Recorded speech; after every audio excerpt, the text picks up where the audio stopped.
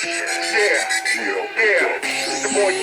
evening, everyone. Welcome back once again to Vicious Raps, and of course I am your host, your YouTube messiah and often imitated, never duplicated superstar Tim Richardson. We're going over Raw this week was in Wilkes-Barre by God, PA. And well, before we get into Raw, want to address first and foremost, God damn, I liked this episode of Raw. Not because this didn't have the Fallout kind of feel like you would expect given Crown Jewel was on Saturday. This one felt more like they were laying foundation work for Survivor Series coming up in a few weeks. Excuse me. And honestly, speaking of Crown Jewel, gotta just address it. Excuse me. Gotta just address it. I thought it was a damn good show. I know some news sites out there were going out there saying, well, this had to be by far one of the worst Crown Jewels to date. And just, no, far from it, man. Far from it, man. This was not a bad one. You know, you think about it with the highlights. Sami Zayn got a win using the Blue Thunder Bomb. We got the return of Kairi Sane. We also got a hell of a match between Seth and Drew McIntyre.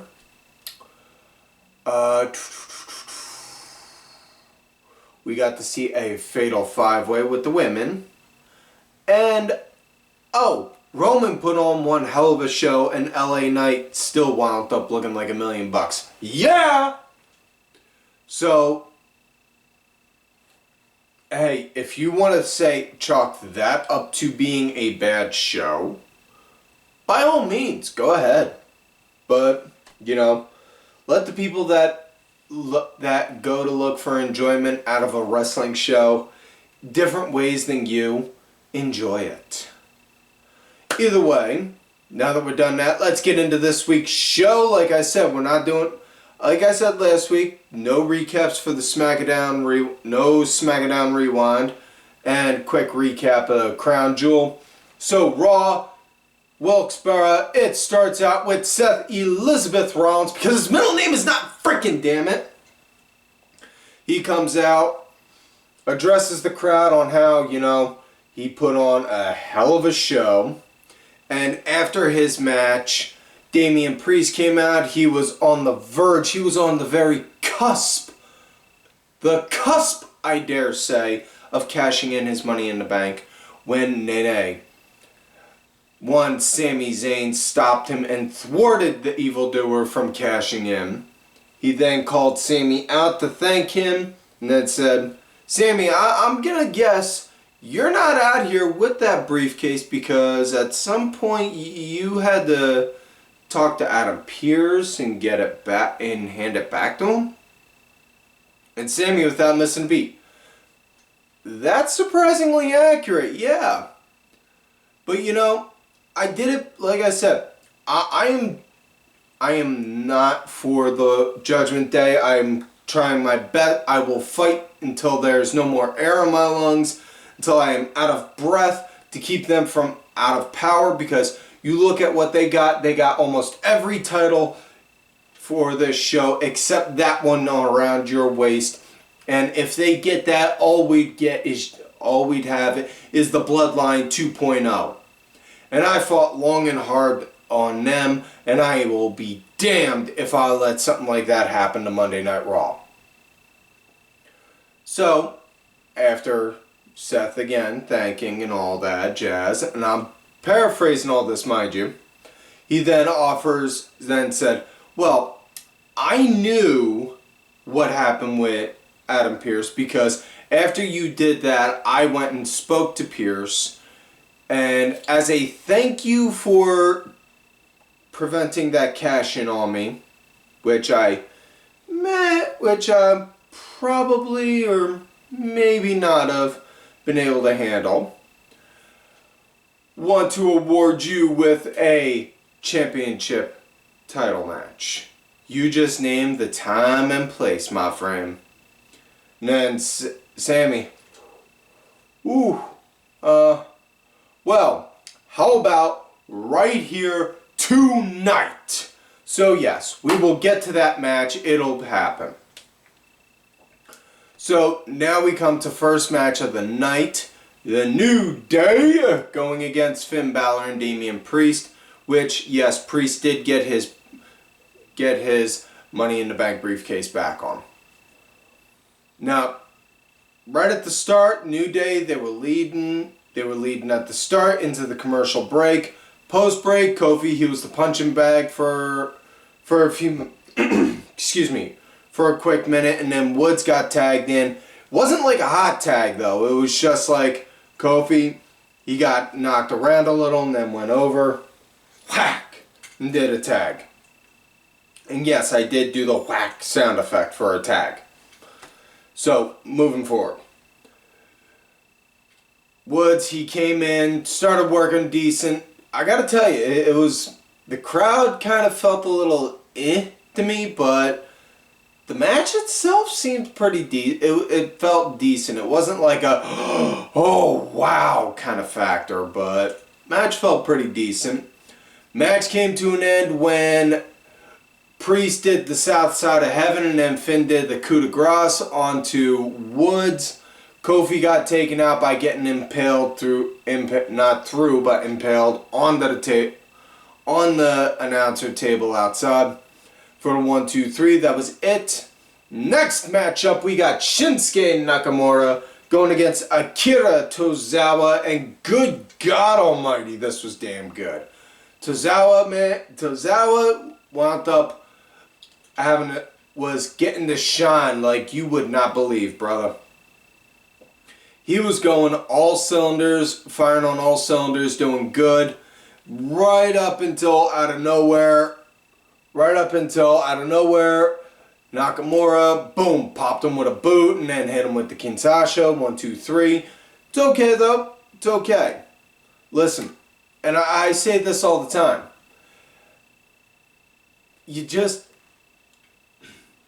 if you're that damn good, you don't always need to have wins. You don't always need to have wins after wins after wins all the time. And not only that, Tozawa as a character is what I'm getting at. He's a damn good character. And not only that, he's got a Heritage Cup match coming up on Tuesday in NXT.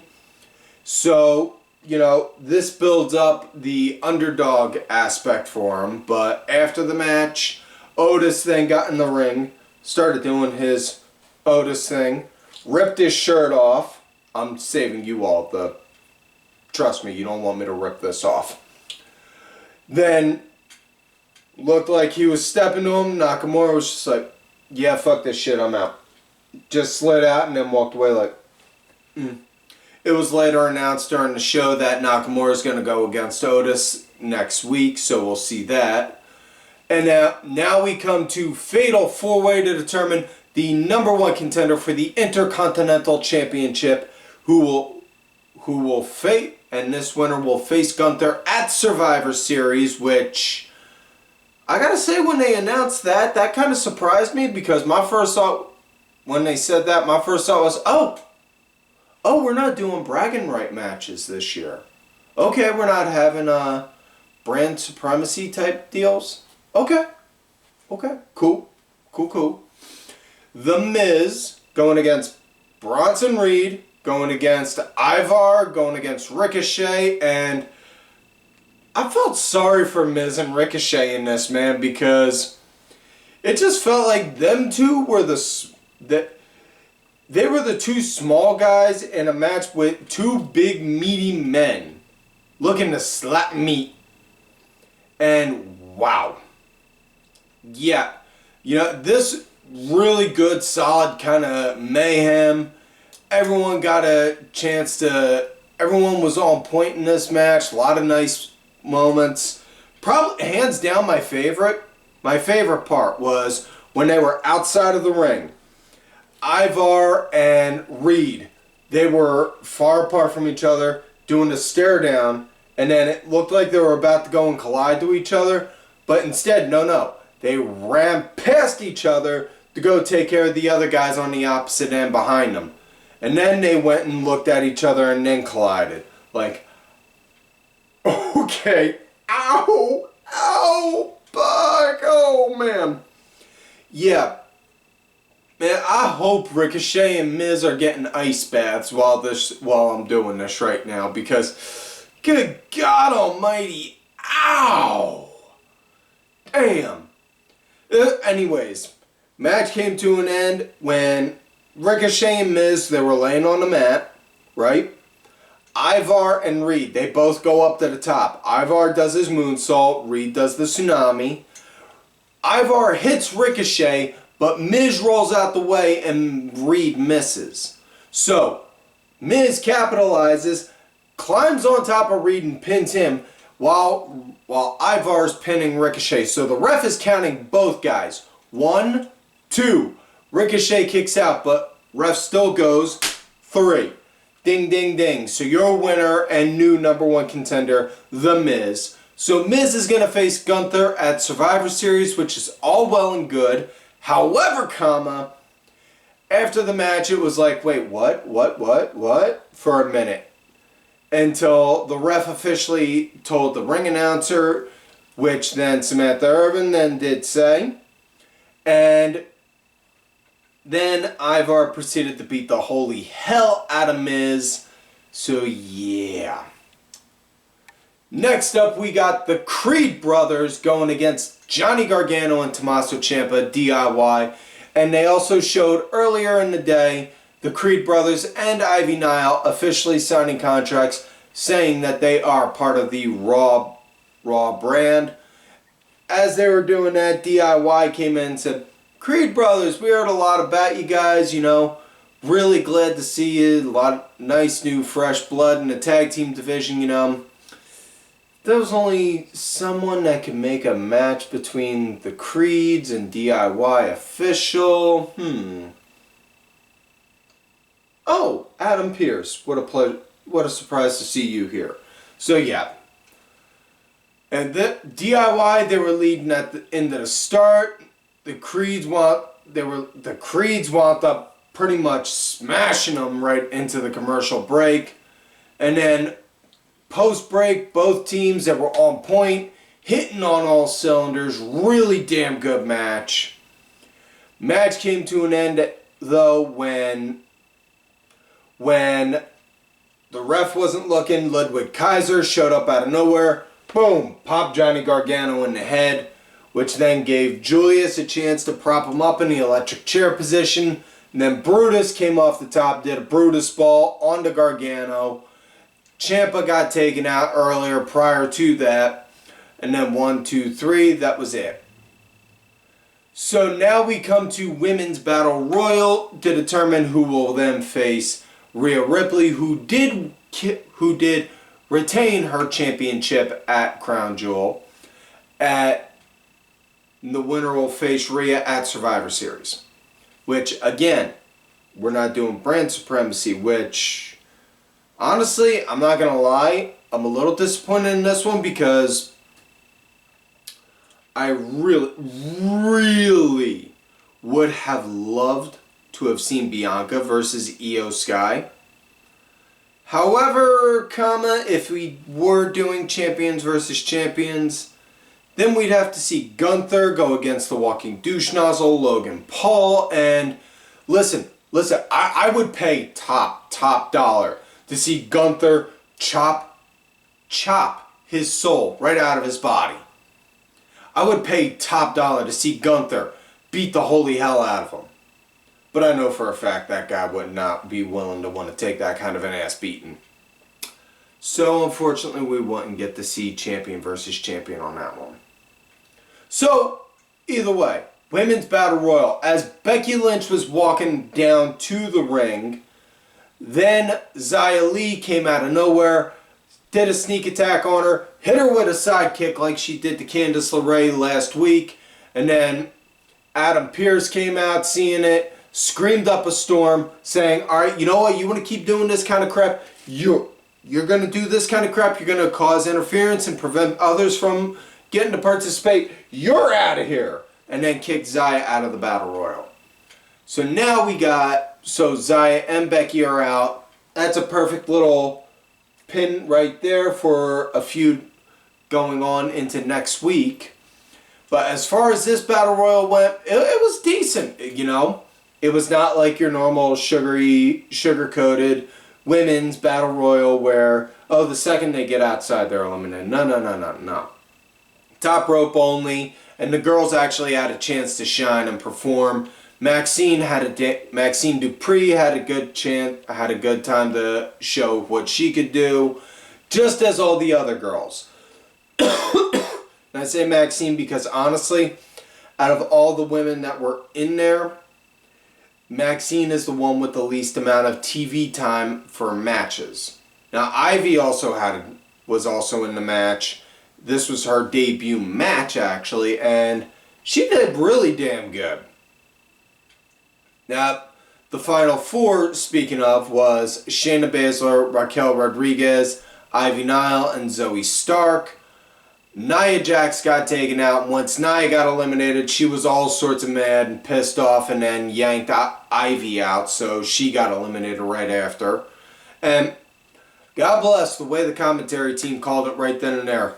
Cole saying right away, well, there's no disqualification, so the ref can't make an argument saying otherwise. You know, that makes it, in a matter of speaking, it makes sense. So, Shayna and Zoe then proceeded to go and look at Raquel like, you and me, take her and then fight for the rest. Alright. And then they proceeded to go and double team Raquel to go take her out, take the bigger woman out. Raquel's out. And then it came down to Zoe and Shayna Baszler. Them two fought on the apron and Zoe got the win by hitting her with a sidekick and then DDT on the apron. Honestly, I'm looking forward to seeing Zoe Stark and Rhea Ripley. That should be decent. So now we come to main event of the night. Sami Zayn versus Seth Rollins for the World Heavyweight Championship. And I gotta tell you, this was damn good. Really nice start with feeling each other out. You know, at one point, Sami was facing Seth's back, and it looked like he was gonna take a shot to it, but it was just like, just gave a pat on it, like, yeah, I could have fucking got you right there, but no, I'm not gonna get you right there. I'll get you on my own time, kid. But really good, solid back and forth. My God, I like this. This was a damn good match.